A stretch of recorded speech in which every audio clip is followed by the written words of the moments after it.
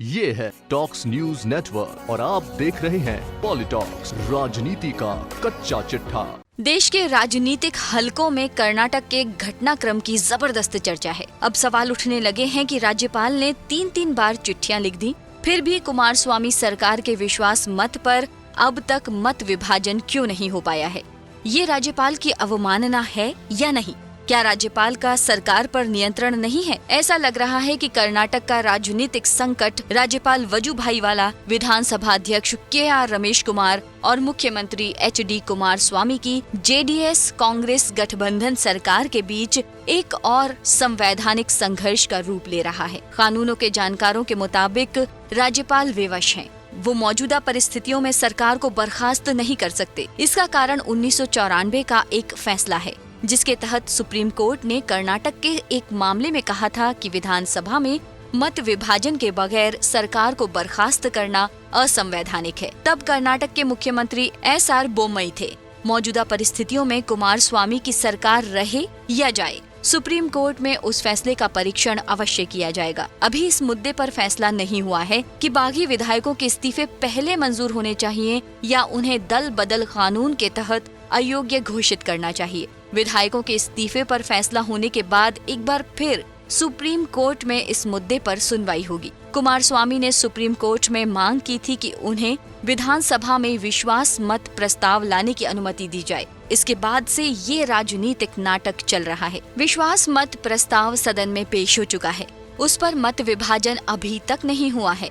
भाजपा जल्दी से जल्दी विश्वास मत प्रस्ताव पर मत विभाजन का दबाव बनाए हुए है। राज्यपाल एक चिट्ठी विधानसभा अध्यक्ष को और 2 चिट्ठियां मुख्यमंत्री कुमारस्वामी को लिख चुके हैं। राज्यपाल की चिट्ठियों को निर्देश माना जाए तो उनके निर्देशों का पालन अब तक नहीं हुआ है। निकट भविष्य में इस तरह बने राजनीतिक गतिरोध का समाधान दिखाई नहीं दे रहा है। यह संकट 1989 में अल्पमत में आई जनता दल की बोम्मई सरकार को बर्खास्त किए जाने जैसा है। उस समय सरकार के 18 विधायकों ने तत्कालीन राज्यपाल को पत्र सौंपकर दल बदल कर लिया था। केंद्र की तत्कालीन राजीव गांधी सरकार ने राज्यपाल की सिफारिश पर कर्नाटक में राष्ट्रपति शासन लागू कर दिया था। इसके खिलाफ बोम्मई सरकार ने सुप्रीम कोर्ट में अपील की थी। सुप्रीम कोर्ट की 9 जजों वाली बेंच ने बोम्मई सरकार बर्खास्त करने के फैसले को असंवैधानिक बताया था। 5 जज फैसले के पक्ष में थे। हालांकि ये फैसला सरकार बर्खास्त होने के 5 साल बाद सुनाया गया था। फिर भी यह फैसला लोकतंत्र के इतिहास में अत्यंत महत्वपूर्ण है। इसी फैसले के कारण 1999 में केंद्र की तत्कालीन अटल बिहारी वाजपेयी सरकार को बिहार में राबड़ी देवी की सरकार को बहाल करना पड़ा था। केंद्र में रहने वाली सरकार यदि राज्य में चल रही विपक्ष की सरकार के साथ न्याय संगत व्यवहार नहीं करती है तो इस परिस्थिति में ये फैसला नजीर बना हुआ है। राज्यों में सत्तारूढ़ विपक्षी पार्टियों को इस फैसले से बहुत राहत है। कुमारस्वामी ने शुक्रवार को विधानसभा में ठीक ही कहा था कि जब वह सुप्रीम कोर्ट से विश्वास मत का आदेश प्राप्त कर चुके हैं तो राज्यपाल बहुमत साबित करने के लिए समय सीमा तय नहीं कर सकते। जब सदन में पहले से विश्वास मत पर कार्यवाही चल रही है तो राज्यपाल के निर्देश वैध नहीं है। भाजपा के कुछ सांसद भी राज्यपाल के निर्देशों को गलत मानते हैं।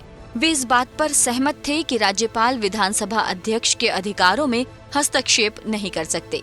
बोम्मई फैसले के प्रकाश में ही सुप्रीम कोर्ट ने विधानसभा अध्यक्ष पर ये फैसला छोड़ दिया था कि वह इस्तीफा मंजूर करें या विधायकों को अयोग्य ठहराएं। बोम्मई फैसले के मुताबिक जब तक अध्यक्ष मामले पर कोई निर्णय नहीं ले लें तब तक विधायकों या सांसदों के इस्तीफों और अयोग्यता संबंधी प्रकरणों पर अदालत न कोई फैसला कर सकती है और न ही कोई निर्देश दे सकती है।